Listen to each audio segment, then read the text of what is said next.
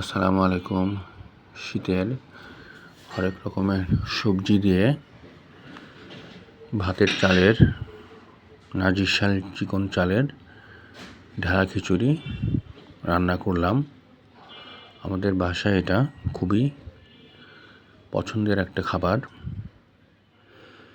দেখতেও অসাধারণ, কালারফুল আর পুষ্টিগুণেও ভরপুর। এর মধ্যে হরেক ধরনের সবজি আছে, ডাল আছে, যার জন্য এটা শরীরের জন্য ভালো। চাল, মুসুরির ডাল, মুগ ডাল, খেসারির ডাল নিয়ে ভালো করে ধুয়ে এর মধ্যে আদা রসুন বাটা দিয়ে দিলাম, পরিমাণ মতো লবণ, হলুদ মরিচের গুঁড়া, ধনিয়ার গুঁড়া, জিরার গুঁড়া দিয়ে পানি দিয়ে চুলায় বসায় দিলাম।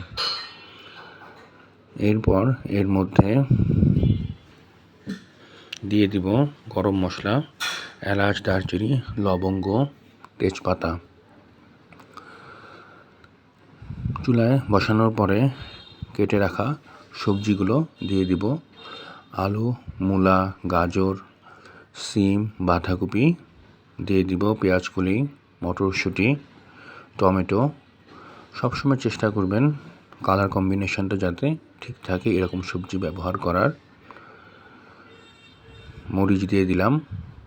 এখন বেরেস্তা করার জন্য লোহার কড়াইতে রসুন আর পেঁয়াজ কুচি দিয়ে ভেজে নিয়ে ধনেপাতা দিয়ে এটা পরিবেশনের জন্য তৈরি হয়ে গেল।